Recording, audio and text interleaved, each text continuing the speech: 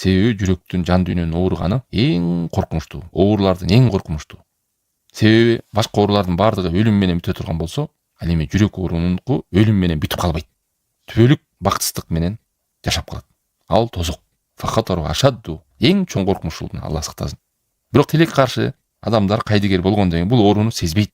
Жүрө берет болду. Курсагым тойсо, кумарым канса, шахват, жашоом жүрүп атат деп, бирок ичинде канча оору бар экен, жан дүйнөсү оору экенин, ошон үчүн Курандан рахат албайт. Ошон үчүн Алла таалам сөзүн уккузу келбейт. Сабак окуйн десе, уктап калат. Китеп окуйн десе, үргүлөйт. Күнүндө Куранды окуй албайт, зикир кыла албайт. Дем салайын десең, дамыр жүрөгү кысылып кеткендер. Байкасаңыздар, жан дүйнөсү ооруган, дем салганда кыйкырып, бакырып, калчылдап, баш ооруп, арыдан барып бери келет. Күнөөлөр ал адамга жеңил. Жакшылык амалдар, намаз, илим алуу, Куран окуу оорага.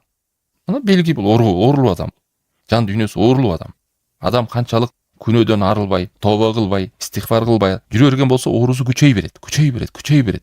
Жана аракты ичкен адам не кичине ичет, 100 грамм, 50 грамм, анан 100 грамм, анан барып не болуп атат? Алкаш болуп атат. Алкаш болуп анан көчөдө жатпайбы жана? Аны сразу токтотуп койсоң, балким өлүп кала тургандай болот. Наркомандар, дагы бир жана сот тармакка зависим болуп калгандар, телефонун алып койсоң, ошо күнү не деп койчу, камап койгондой зависим адамдар бар. Бул ошо шахваттын оорусундагы күнөөлөрдөн кайт. Ал эми шубхат оорусундагы бир күмөн адамда пайда болот. Бир туура эмес адамда түшүнүк пайда болот. Ошол туура эмес түшүнүгүн илимдүүлөрдөн сурабаса, ошол шегиндагы тактабаса, шектер менен, күмөндөр менен жүрө турган болсо, алдагы ал адам оорусу күчөп келет. Акыр барып Кудай жок деген болот. Жөн эле дейт. Анан ошондой абал менен өлүп кетет, Кудай сактасын. Же тооба кылбайт, же солих амал кылбайт. Мына ушундай абалда тооба кылбастан, Куранга, солих амалга, истигфарга, тообага кайтпастан өтүп кетет.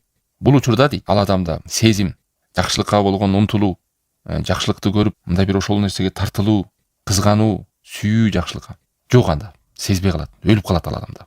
Ушундай деңгээлге түшүп кетет, айыктырбагандай.